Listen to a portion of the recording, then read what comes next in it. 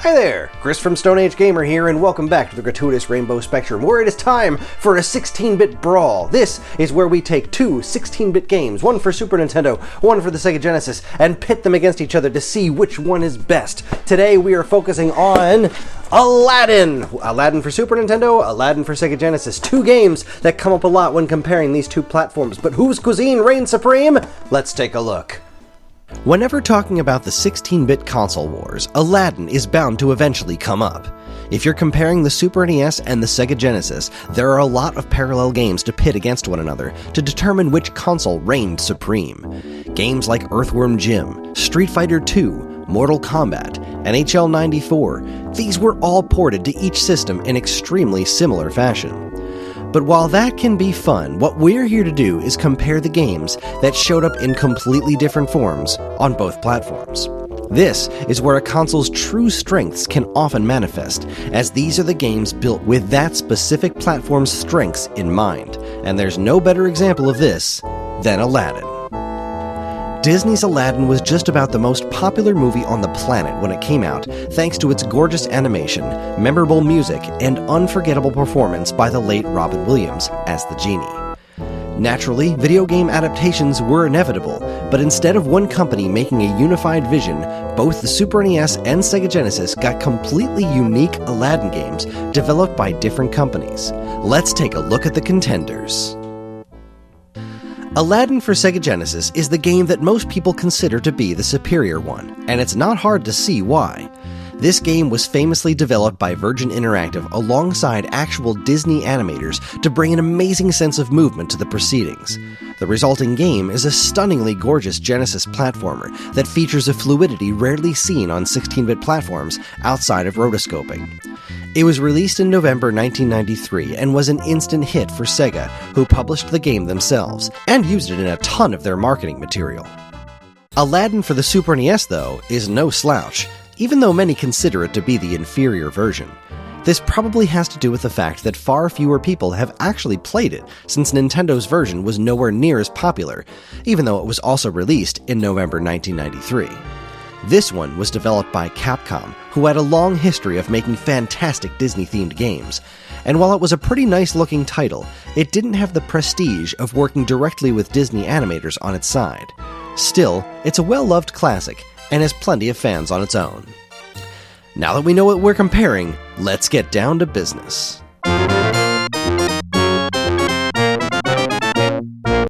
This one seems cut and dry in favor of Aladdin for Sega Genesis, but it's at the very least worth exploring a bit before we declare a winner. Aladdin for Super NES is a perfectly nice-looking game. It doesn't do anything special like Donkey Kong Country or Super Mario World 2 Yoshi's Island, but it doesn't do anything wrong either. It animates well enough, and the characters all look like who they're supposed to. It's also got this wonderful version of Abu the monkey, who follows you around for the entire game, which is a great touch. It's got personality, and that very distinct Capcom look, which is to say, it's pretty good overall. But man oh man, Aladdin on Sega Genesis just looks leagues better. Even with its lack of proper transparency effects, the enemies, backgrounds, and Aladdin himself all look excellent. Things explode with these super cool puffs of smoke, and it's got an incredibly authentic look to it, which you'd expect since the movie animators were involved. The Super NES game is perfectly serviceable, but when it comes to visuals, Aladdin for Sega Genesis clearly deserves the point.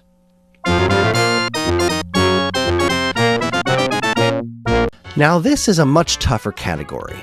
I personally tend to generally lean in Nintendo's favor when it comes to 16-bit sound, but in all honesty, Capcom's Aladdin doesn't really knock it out of the park here. The songs are okay, but the instrumentation is just kind of weak. The Lion King for Super Nintendo had these amazing sounds, ripped right from the movie's soundtrack that really elevated the entire affair, but Aladdin just doesn't have that. Like its graphics, it's fine, but nothing to write home about.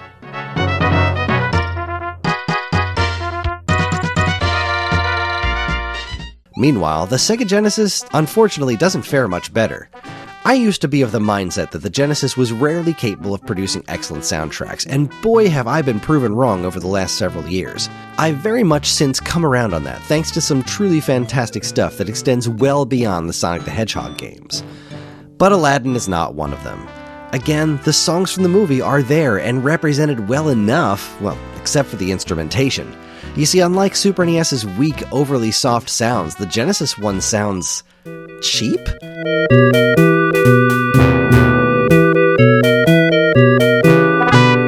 I don't know if that's the right word, but they just come off as really hollow, with a twinge of that Genesis fart sound font that's really easy to make sound awful. That's not to say that they did so here. This soundtrack is not bad. It's just unremarkable. So this one's a tie, meaning everyone gets a point.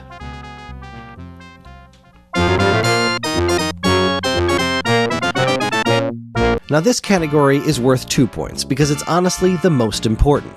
Graphics and sound don't mean much if the underlying game isn't any fun. And there isn't a better situation to illustrate that point than with Aladdin.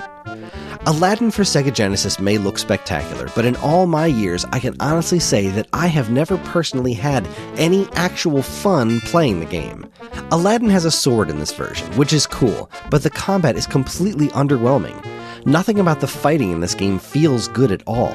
The platforming is super straightforward too, but the hit detection is off throughout the whole thing, making even simple movements seem awkward. Aladdin does get to do some cool things, and there's no denying how exhilarating it can be to do them in a game that looks this good, but on the whole, I just don't think it's a very fun video game. Aladdin for Super NES, though, is a blast.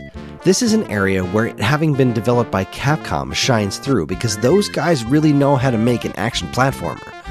Aladdin throws apples for offense instead of using a sword, but this game leans way more heavily into the acrobatics of the character than its Genesis counterpart's more combat-heavy approach. This game is all about jumping on and swinging from things. Aladdin has a great sense of weight to him, and the controls feel tight, which is in stark contrast to the slippery, floaty experience on Genesis. It's not a masterpiece like DuckTales for NES, but it's an extremely solid, albeit rather short, experience that's fun enough to return to from time to time. The points in this category go to Aladdin for the Super NES. And there you have it, folks. We have a winner. With 3 points, Aladdin for Super NES comes out on top over Aladdin for Sega Genesis. Both games have their positives, but at the end of the day, only one of these games, in my opinion, is legitimately fun to play, and that's Capcom's Super NES Classic. There is no denying the Sega Genesis game absolutely trounces the Super NES here in terms of style, but with better gameplay and equally mediocre music, Nintendo comes out on top. The winner is Aladdin for Super NES. Well, there you have it, folks. After my extremely personally biased scientific breakdown, I believe in my heart of hearts that Aladdin for Super NES is the superior Aladdin game. Now, again, I can't stress enough, this is just my opinion, alright? The whole point of this is to just have fun. I am not saying that this is definitively the better game, because really that all comes down to personal preference. I just think this is a more fun game to play, and I think gameplay is way more important than graphics, and that's why I lean towards this one. But to each their own. As long as you're having fun with the games that you're playing, that's the only thing that matters, because that's why we play games, to have fun. Thanks for watching, everybody. If you like what you saw here today, please follow, comment, like, subscribe. Let us know down in the comments just how incredibly wrong I am about the Sega Genesis game soundtrack, or that the Super Nintendo game is, in my opinion, the superior game. Let me know what you think, and let me know what other games you think I should do 16-bit brawls about, because this is a really fun exercise. Thanks again, everybody. On behalf of all of us here at Stone Age Gamer, keep playing games.